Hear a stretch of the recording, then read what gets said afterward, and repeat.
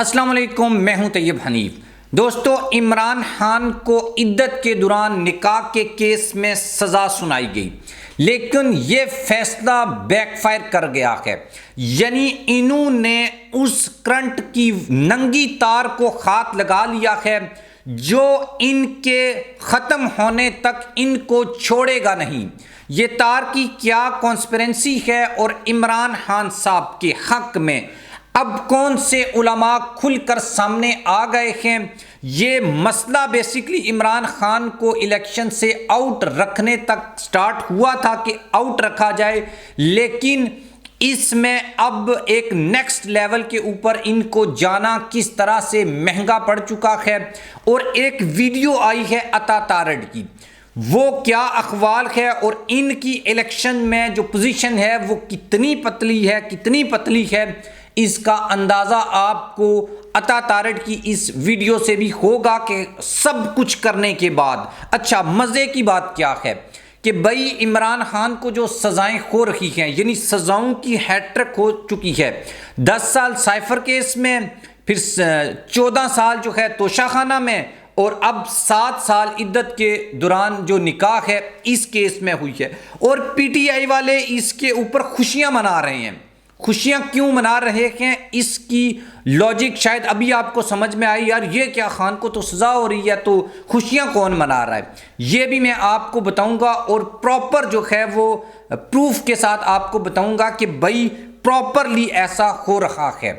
اور ایسا نہیں ہے کہ یہ لوگ خان کے خلاف ہیں۔ اصل جو مقاصد ہیں، آپ کا فائنل ٹارگٹ ہے،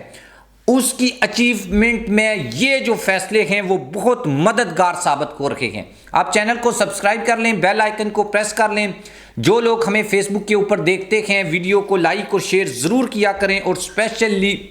ہمارا جو واٹس اپ چینل ہے اس کو جوائن کریں۔ سب سے پہلے میرا آپ سے یہ سوال ہے کہ اگر آپ عمران خان کو سپورٹ کرتے تھے آج سے 6 مہینے پہلے، پھر عمران خان کے خلاف سائفر کیس بنا اور اس کا فیصلہ آیا، اگر اس کے بعد آپ نے عمران خان کو ووٹ نہ دینے کا فیصلہ کر لیا ہے یا عمران خان کی حمایت نہ کرنے کا فیصلہ کر لیا ہے، تو میں یہ سمجھوں گا کہ ہاں جناب، جو سائفر والا کیس تھا وہ عمران خان کے اگینسٹ گیا ہے، اور لوگوں نے عمران خان کی جو یعنی کہ اس کی سپورٹ ہے اس سے خود کو الگ کر لیا ہے۔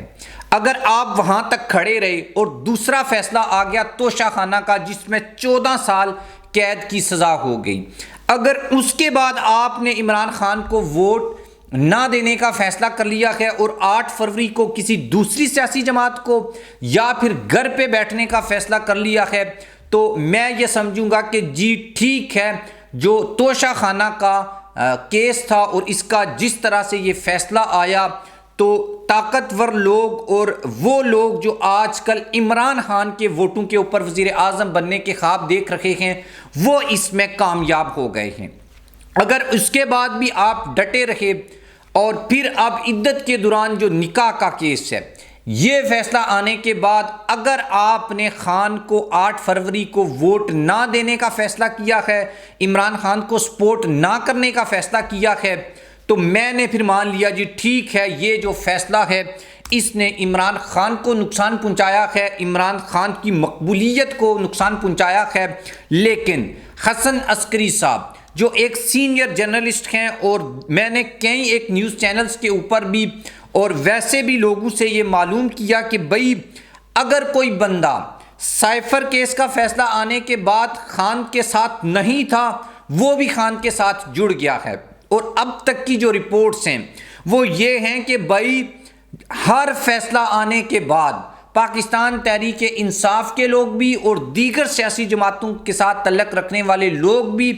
اب عمران خان کی جو سپورٹ ہے وہ کر رہے ہیں، اور عمران خان کو ووٹ دینے کے اوپر آپ ایسا کہہ لیں کہ بھئی یہ خود ان کو قائل کریں کہ آپ عمران خان کو ووٹ دو۔ جو سرویز آئے ہیں، جو رپورٹس آئی ہیں، سب یہ بتاتی ہیں کہ بھئی یہ جو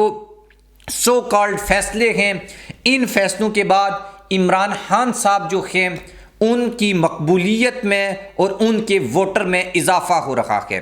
ایک طرف عدالتی ہار ہے، دوسری طرف عوامی جیت ہے۔ آپ کس جیت کو جیت سمجھتے ہیں اور کس ہار کو ہار سمجھتے ہیں، اٹس اپ ٹو یو۔ اب تھوڑا سا میں آ جاتا ہوں اس کیس کے اوپر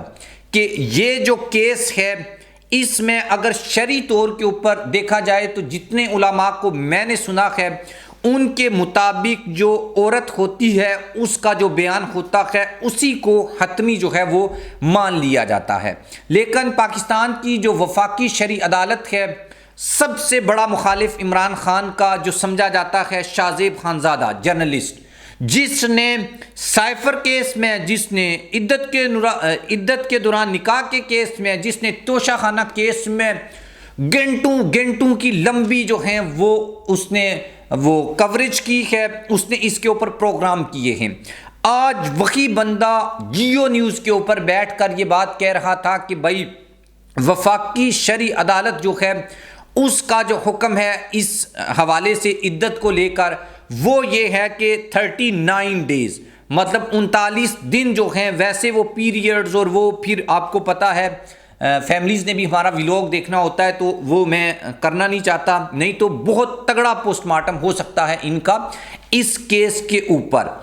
اب جو سلمان اکرم راجہ صاحب تھے انہوں نے عدالت میں یہ پروف کیا کہ بھائی اگر آپ عمران خان صاحب کے جو بیانات ہیں، بشرا بی بی کا جو بیان ہے، اگر آپ اس کو نہیں بھی مانیں، جو ارگومنٹس آپ دے رہے ہیں، جو دلائل آپ دے رہے ہیں، اگر اس کو ہی سچ مان لیا جائے تو بھی شرعی طور کے اوپر اور آئین کے اوپر، قانون کے اوپر جو ہے وہ یہ جو نکاح ہے اس میں کوئی پرابلم نہیں ہے، کوئی مسئلہ نہیں ہے۔ اور یہ جو فیصلہ ہے یہ پھر بیرسٹر گور صاحب نے اس کا مزید جو ہے وہ لوگوں کو بتا دیا کہ بھائی یہ فیصلہ ریٹن نہیں تھا، جج صاحب آئے اور وہ فیصلہ سنا کر چلے گئے، اب بعد میں کہیں تحریری فیصلہ آئے گا اور اس تحریری فیصلے میں کیا لکھا جائے گا۔ کچھ تو وہ لوگ ہیں جو آپ کو پتہ ہے ٹی وی کے اوپر بن بلائے مہمان آ جاتے ہیں، ان کو کون بیچتا ہے، مختلف ٹی وی چینلز کے اوپر جا کر وہ کیا نیریٹو، کیا بیانیہ بنانے کی کوشش کرتے ہیں۔ اس میں سب سے بڑا اور مشہور نام ہے مولانا طاہر اشرفی صاحب۔ اشرفی صاحب کا یہ حال ہے کہ وہ خان صاحب کی جب حکومت تھی تو اس میں بھی ان کو عہدہ ملا ہوا تھا، وہ خان صاحب کے حق میں اور اسی نکاح کے حق میں بڑے بڑے دلائل لے کر آتے تھے، اور آج وہ اس کے خلاف بھی بڑے بڑے جو ہیں وہ دلائل لے کر آئے ہیں۔ اس طرح کے کریکٹر ہر دور میں ہوتے ہیں، لیکن جو صحیح علماء ہیں، جن کی اوپینین ہے، جن کو کریڈیبل سمجھا جاتا ہے، وہ اس معاملے میں عمران خان صاحب کے ساتھ کھڑے ہیں، اور وہ جرنلسٹ جن کو کریڈیبل سمجھا جاتا ہے، اور ایون ان میں سے ایسے جرنلسٹ بھی ہیں جن کو ہم اتنا زیادہ کریڈیبل نہیں سمجھتے، لیکن یہ مسئلہ، یہ معاملہ اتنا سنگین ہے اور اس قدر جو ہے وہ جھوٹ کے اوپر، پروپیگنڈے کے اوپر مبنی ہے، اس میں وہ لوگ بھی جو ہیں عمران خان صاحب کے ساتھ کھڑے ہیں، بشرا بیگم صاحبہ کے ساتھ کھڑے ہیں، اور وہ تو بیسیکلی اس کیس کو عدالت میں لے جانے کے ہی خلاف ہیں، کیونکہ اس معاملے میں عورت کا جو قول ہوتا ہے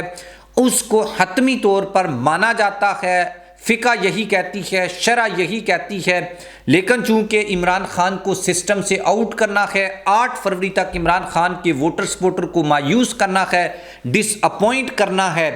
تو اگر آپ ہو گئے ہیں ڈس اپوائنٹ، مایوس ہو گئے ہیں، تو اس کا مطلب ہے کہ ان کے وہ ہوچے ہتھ کنڈے جو آپ کو ڈس اپوائنٹ کرنے کے لیے کیے جا رہے ہیں وہ کامیاب ہو رہے ہیں۔ اگر آپ ڈس اپوائنٹ نہیں ہو رہے بلکہ آپ زیادہ شدت کے ساتھ، زیادہ جذبات کے ساتھ، زیادہ ایموشنز کے ساتھ عمران خان کو ڈیفینڈ کر رہے ہیں اور 8 فروری کو اس کو ووٹ ڈالیں گے آپ، تو اس کا مطلب ہے کہ ان فیصلوں کی کوئی حیثیت نہیں ہے، یہ الیکشنز تک کے لیے ہی کا انوائرمنٹ ہے۔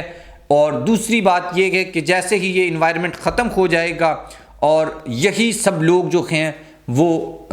یہی بولیں گے اس وقت زیادتی ہوئی تھی، یہ تو بڑا ظلم ہوا تھا، ایسا نہیں ہونا چاہیے تھا، یہی طاہر اشرفی صاحب آ کے بولیں گے، آپ کو بتائیں گے کہ یار اس میں تو یہ پرابلم تھی، اس میں تو یہ مسئلہ تھا نکاح میں، تو یہ تو خان صاحب کے ساتھ غلط ہوا ہے۔ تو لیکن اینی وے